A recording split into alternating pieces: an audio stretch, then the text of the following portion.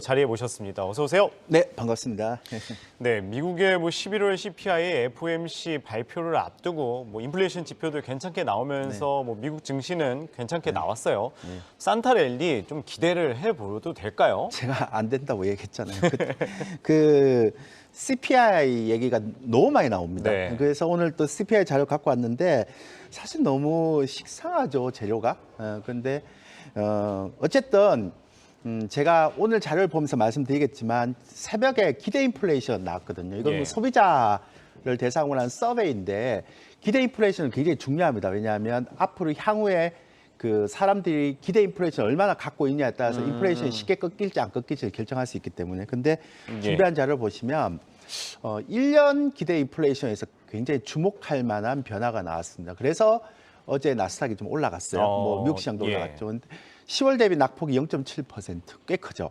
그러니까 3년이나 5년은 아직까지 낙폭이 크진 않는데 1년치가 낙폭이 굉장히 컸습니다. 굉장히 좀 많이 내려간 건데요. 근데 이것 때문에 이제 올라갔는데 정작 이제 오늘 저녁에 CPI를 봐야 되겠죠. 근데 문제는 재밌는 자료가 하나 나와서 제가 준비를 해왔거든요. 두 번째 자료 보시면 JP모건이 오늘 CPI가 어떻게 나오냐에 따라서 향후 S&P의 움직임을 이제 비교한 그 도표가 있어요. 근데 7.8% 이상 끔찍하죠. 저 정도 나오면 안 됩니다. 그래서 예상 확률 5%밖에 안 되죠. 그렇게 되면 S&P가 또 5%까지 단기적으로 떨어질 수 있다는 얘기고요. 지금 가장 좋은 게 컨센이 50% 확률인 7.2하고 7.4잖아요. 사이. 그게 이제 50%고 정말 좋은 건 7% 이하로 떨어지면 급등이죠. 그런데 컨센서스하고 보면 이게 쭉 보더라도 많이 올라간다 하더라도 S&P가 마이너스 5%밖에 안 떨어지죠. 그러니까 최고 많이 올라간다 하더라도. 그러니까 그만큼 CPI가 시장에 미치는 영향력이 조금 이제 악재는 좀 둔화됐다라는 걸 얘기할 수 있죠. 근데 밑으로 내려가면 어때요? 훨씬 상승폭이 크죠. 그러네요. 그러니까 잘 나오면 CPI가 막 7% 이하 나오면 산타랠리 있을 수 있고 정말 못 나오도 확률이 좀 못 나오더라도 악재가 녹아 있다. 큰 영향은 아니다. 그래서 이게 이제 JP모건이 이렇게 나왔거든요. 근데 이제 이런 부분들을 보면서 여러분들이 참고를 해야 되는데 문제는 이게 이제 어떻게 나오냐에 따라서 통화 정책의 변화가 있잖아요. 그래서 간밤에도 그 페드를 취재하는 기자 역시도 본인도 막 이렇게 의견이 있고 막 이렇게 해야 좀 되게 조심스럽게 얘기하는 거 보면 지금 연준 네스터 파월이나 그다음에 연준 위원들 자체가 이견이 있잖아요. 근데 이견이 있는 게 되게 재밌는 건 뭐냐면 이견이라는 건 서로 다른 의견. 근데 여기서 어떤 게 다른 의견인가 하면 앞으로 계속 50bp까지 계속 그 빅스텝을 해야 된다 이런 거는 이제 긴축 강도에 대해서는 이견이 있죠. 근데 고금리를 좀 유지를 해야 된다. 그러니까 만약에 50bp 하고 25bp 하고 25bp 하고 오랫동안 유지를 해야 된다라는 쪽에는 의견 일치가 됩니다. 그러니까 결국 뭔 얘기인가 하면 긴축에 대한 부분은 이제는 좀 식상한 이슈가 돼버렸다라는 얘기를 하고 그러면 이제 당연히 긴축이 아니면 이제 침체의 얘기잖아요. 그렇죠. 경기 침체죠. 많은 사람들이 그런 얘기를 하세요. 침체를 경험하면 침체가 하면 지수가 폭락하냐 그러는데 그는 금융위기 때 얘기를 하는 거고 침체는 그렇게 떨어지는 게 아니죠.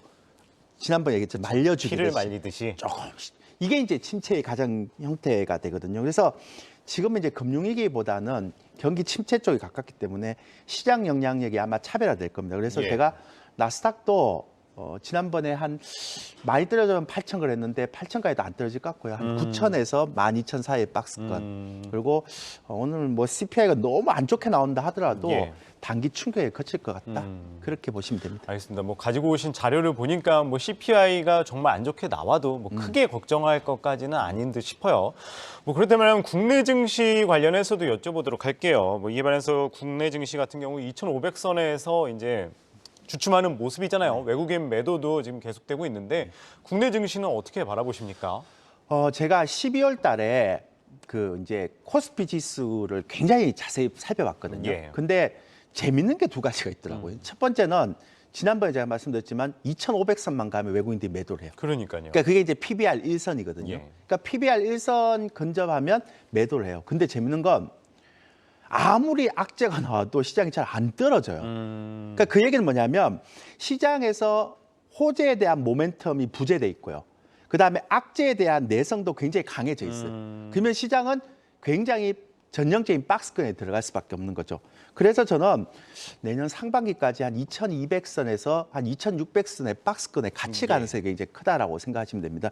근데 이걸 또 반증하는 자료가 하나 나왔습니다. 그러니까 매월 3, 6, 9, 12월 달에 동시만기가 있어요. 예. 그 동시만기 때는 외국인들이 선물을 롤오버를 하는 시점이거든요. 예. 그거는 이제 여러분들이 이 시청자들이 볼 때 HTS나 보든 뭐 다른 자료를 보면 안 나와요. 그 저희도 이제 수작업으로 다 해갖고 이제 예. 만드는 건데 그거 자료 한번 보실래요? 예. 그 자료 한번 보시면 외국인 선물 롤오버인데 이게 8일 날이 만기였거든요. 지난번 예. 동시만기 때. 근데 12월 6일 날 23,900개, 그러니까 24,000개 매도가 탁 떨어졌어요. 예. 그래갖고 제가 어떤 생각했는가 하면 이 롤오버 자료는 그러니까 3월물이라면 1, 2, 3월 동시만기 때까지 영향을 미치는 거잖아요. 그러니까 시장을 바로 밑으로 알 수 있는 형태거든요. 예. 그래갖고 큰일 났다. 1, 2, 3월 왜냐하면 외국인들이 시장을 안 좋게 보니까 선물을 매도 롤오버라는 거죠. 그런데 23,000, 24,000까지 롤오버를 딱 했는 거예요. 근데 큰일 났다라고 생각했는데 7일, 8일 하면서 플러스로 탁 올리잖아요. 그러니까 이틀 사이에 예. 다시 플러스로 돌아섰네요. 올렸죠. 그래서 예. 많이 올린 것도 아니고 7,200을 올렸습니다. 그래서 박스권 맞구나. 그러니까 만약 이게 예전에 막 3만 계약, 4만 계약 매도를 치면 그다음 이게 롤오버니까 그다음 물이니까요. 항상 1, 2, 3월 달에 크게 떨어지거나 아니면 또 한 3만 계약, 4만 계약 순매수로 롤오버 되면 시장이 폭등하거나 이랬거든요. 이거는 30년 동안 예외가 하나도 없었기 때문에. 그런데 예. 이번에도 확 떨어졌다가 땡겨놓는데 7천 계약밖에 안 땡겨놨어요. 아. 그러니까 박스권이라는 거죠. 이건 이제 여기서 아마 최초로 공개될 겁니다. 예, 예. 그렇게 하고 그다음에 신용잔고를 보시면 보세요. 되게 많이 올라옵니다. 지금 지난번에 9천억 얘기했잖아요. 예. 근데 그새 또 일주일 달에 1조 2천억까지 올랐어요. 그러네요. 그러니까 이게 신용잔고가 너무 많이 올라오니까 예. 이게 변동성이 막 있는 거예요. 그러니까 개별주들이 가다가 쭉 올렸다가 쭉 빼버리고 쭉 올렸다가 쭉 빼버리고 그 안 되는 건 계속 내려오고 그러니까 이 장이 쉽지가 않은 장이에요. 그래서 제가 어떤 얘기를 드린가 하면 예. 아마 바이앤홀드 장은 좀 힘들지 않겠냐. 음. 그러니까 예전처럼 바이앤홀드 장으로 접근하기에는 좀 힘들 것 같고 예. 최근에 보면 중국이 방역을 완화했다 이러면서 예. 화장품 관련주, 컨텐츠 관련주 막 올라 그렇죠. 막 그런 형태죠. 그러니까 이건 단기 모멘텀에 대한 재료가 있으면 거기에 따른 순환매가 막 올라오는 거예요. 오늘도 지금 최근에 많이 올라오지만 제약주, 중소형 제약주 많이 올라오는 거는 예. 이것도 이제 오늘 또 암젠 M&A 이슈가 나와버렸거든요. 예. 그러니까 그런 것들 때문에 막 올라가기 때문에 제가 팁을 하나 가르쳐 줄게요. 이럴 때 어떻게 하는가 하면 제가 이제 요런 장을 선수들의 영역의 장이라고 그러거든요. 예. 근데 요런 거 어떻게 하는가 하면 여러분들이 그 정책이나 이렇게 이벤트에 대한 캘린더가 있어요. 예. 그러면 우리가 보통 알잖아요. 3월 달에 JP모건 그렇죠. 헬스케어 컨퍼런스 예. 딱 있잖아요. 그러면 제가 지난번에 뭐죠?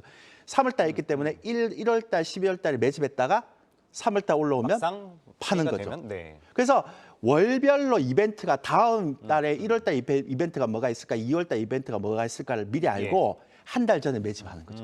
그리고 이벤트가 나오면 올라오면 매도를 팔고. 하는. 그러니까 예. 그런 장 이상으로는 안 된다는 생각이 자꾸 들어요. 그래서 월별 이벤트를 체크해서 선취매를 하고 그다음에 예. 재료가 노출되면 팔고 그런 전략이 아마 내년 1분기까지는 계속하지 않을까. 그래서 이거를 좀 정리하면 바이앤홀드 장이 아니라 예. 단기 모멘텀 플레이의 장이죠. 개인 투자자들이 하기는 좀 힘듭니다. 힘들다. 예, 그래서 프로의 영역이라고 얘기를 하는데 이런 것들이 아니면 진짜 좋은 종목 사서 길게 가져가는 수밖에 없거든요. 근데 뭐 어쨌든 오늘 말씀하신 게 이제 박스권의 뭐 단기 변동성은 네네. 이제 불가피하다 말씀하셨어요. 근데 이제 대표님께서 지난주부터 항상 말씀하셨던 게 이런 장에서 이제 가치주를 말씀하셨잖아요. 근데 저평가주. 오늘은 네. 그렇죠. 가치주 이제 저평가주. 그러면서 오늘은 좀 단기 이슈에 좀 할 필요가 있다라고도 이야기를 하셨는데 그럼 둘 중에 조금 비중을 둔다면 어떤 거를 더 투자자분들께 말씀을 해주시겠어요? 제가 이제 가치주 저평가주를 한 달 전에 얘기했는데 예. 대한 유화가 되게 저평가됐던 종목이거든요. 예, 예. 그게 바닥에서 예. 60%가 올라갔어요. 맞아요. 그러니까 이제 가치주의 저평가 영역이 조금씩 해소가 되잖아요. 그러니까 유일하게 남은 게 지주에서 하나밖에 없거든요. 예. 가치주는. 근데 이제 중소형 가치주도 괜찮은 건 좀 많이 있지만 그래도 지주에서 하나만 보는 거고 제가 계속 여러분들한테 한 달 전부터 얘기했던 게 중소형 제약 바이오를 좀 봐라. 예. JP모건 내년부터 임상 굉장히 있기 때문에 예. 이 아마 같이 움직일 거다. 그래서 3월 달에 그냥 여러분들이 JP모건 헬스케어 컨퍼런스 제로 딱 나오면 팔 생각하고 헬스케어 바이오 제약을 계속 보라고 3월 달에 얘기했잖아요. 그러니까 예, 가장 큰 맞습니다. 이슈는 그건 같고요. 나머지는 월별 이벤트로 보는 거고 저평가 종목 섹터에서는 제가 볼 때 지주사 하나 남은 지주사. 것 같은데 지주사도 보면 지수가 가치잖아요. 예. 그러니까 시가총액이 좀 큰 지주사보다는 중소형 지주사가 낫겠죠. 그래서 사람들이 이런 얘기하죠. 지주사는 왜 좋습니까? 이러면 보통 경기가 좋을 때는 하나의 사업체를 갖고 있는, 그러니까 하나만 패는 게 좋죠. 예. 근데 경기가 안 좋을 때는 포트폴리오를 나눠야 되잖아요. 나눠야 된다. 그래서 지주사가 괜찮다라고 말씀드리는 거죠. 예, 오늘은 이 조일교 A1 리서치 대표와 이야기 나눠봤습니다. 말씀 고맙습니다. 네, 감사합니다.